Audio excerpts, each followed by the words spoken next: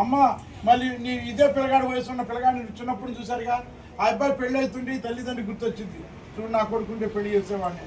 వాళ్ళ పిల్లలు పుడితే నాకు మనవాళ్ళు మనరాళ్ళు పుట్టేవాళ్ళు, చూడండి వాళ్ళ పిల్లగాడు బాగా.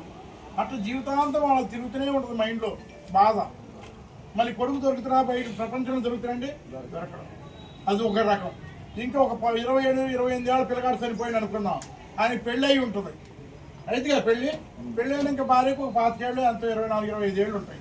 ఇప్పుడు వీడు చనిపోతే ఈ పిల్లగాడు భార్య జీవితాంతం ఆమె ఒంటరిగా నేను బతకాల్సి వస్తుంది, జీవిత భాగస్వామిని కోల్పోతే. ఆ అమ్మాయి పెళ్లి చేసుకునేటప్పుడు ఏమనుకుందండి, నా జీవితాంతం నా భర్తతో హ్యాపీగా సాగిపోవాలని, నా జీవితం పిల్లలు మనవాళ్ళు అనుకున్నది. అర్థాంతరం యాక్సిడెంట్ చేసి ఆయన ప్రాణం తీసుకుంటే ఆ భార్యను జీవితాంతం ఒంటరిదాన్ని చేస్తున్నాడు అవుతుంది. అదేవిధంగా వాళ్ళకి పిల్లలు కలిగి ఉంటారు, ఎంతోడు అంతోడు ఉంటారు. డాడీ లేకుండా చేస్తున్నాడు అయితే డాడీ ఎక్కడ కనపడతాడు, డాడీ రాడు. ఓ తెలియకుండా చనిపోయిన వాళ్ళైనా, ఓ తెలిసి చనిపోయినా డాడీ లేని వెళ్తే కనపడుతుంది పిల్లలకి ఖచ్చితంగా. మరి వీళ్ళకి ఈ 25-30 ఏళ్ళ పిల్లగాడికి తల్లిదండ్రులు కూడా ఉంటారు, తల్లిదండ్రికి కొడుకు కనపడదు.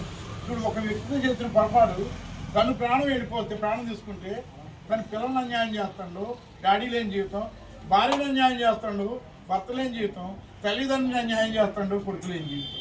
ఆ స్థానంలో మరి ఒక్కరు రావడానికి కూడా అవకాశం లేదు. వస్తువు పోతే వస్తువు మార్కెట్లో కొనుక్కోవచ్చు, వ్యక్తి దొరకడం, కొడుకు దొరకడం, భర్త దొరకడం, డాడీ దొరకడం. కాబట్టి ఎన్ని గుర్తుపెట్టుకొని ప్రతి ఒక్కళ్ళు కూడా రోడ్డు మీద ఏమీ లేదు, చిన్న టిప్స్ యాక్సిడెంట్ జరగకుండా పెద్ద కష్టమేం కాదు. వేగం పరిమితమైన వేగంతో పోయండి, లిమిట్లో ఉండండి, 50, 40, 60 మ్యాక్సిమం.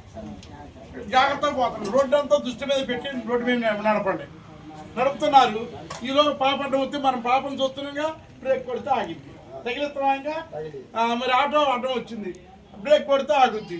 ముందు పోతున్న లారీ ఆయన బ్రేక్ పెట్టిండు, మనం గమనిస్తున్నాగా, బ్రేక్ కొడితే ఆ లారీ తగ్గకుండా ఆగింది.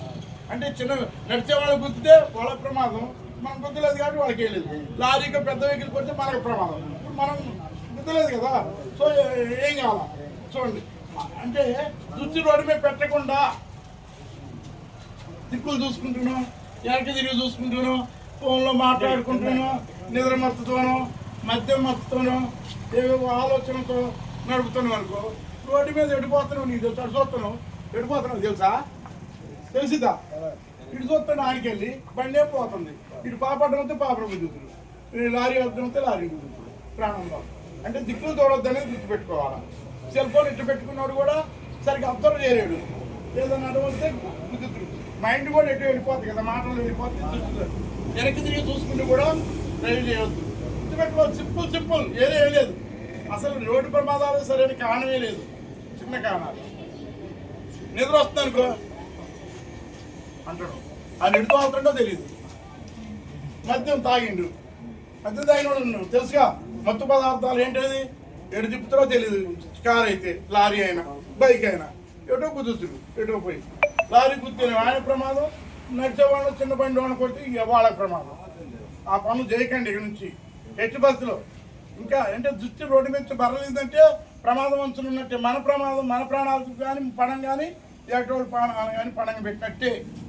తర్వాత ఇంకోటి ఏంటంటే, ఇతర కాదులే కానీ లాంగ్ జర్నీ పోయేటప్పుడు ఒక 2.5-3 గంటలు ప్రయాణం చేసిన తర్వాత కాసేపు ఒక పావు గంట రెస్ట్ తీసుకోవడం అలవాటు తీసుకోండి. టీ తాగటానికనో దానికనో.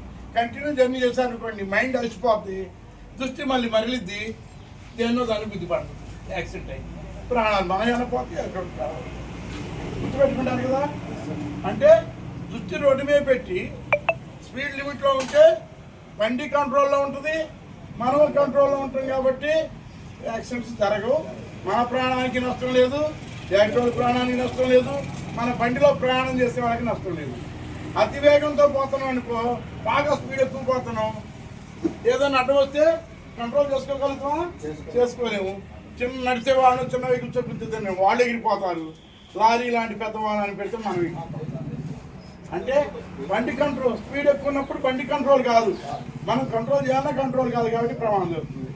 మరి స్పీడ్ లిమిట్లో ఉంటే కంట్రోల్ అయింది, మనం కంట్రోల్లో ఉండాలి. మరి అంటే దృష్టి రోడ్డు మీద పెట్టాలి. అర్థమవుతుంది కదా. లాస్ట్ అండ్ ఫైనల్గా బండి కంట్రోల్లో ఉండటం ఏంటి, స్పీడ్ కంట్రోల్లో ఉంటాం. మనం కంట్రోల్లో ఉండటం ఏంటి, దిక్కులు చూడకుండా, సెల్ ఫోన్ మాట్లాడకుండా, నిద్ర మత్తు లేకుండా, మద్యం మత్తు లేకుండా, వెనక చూడకుండా దృష్టి అంతా రోడ్డు మీద పెట్టడాన్ని మనం కంట్రోల్ ఉంచుకోవడం అంటాం.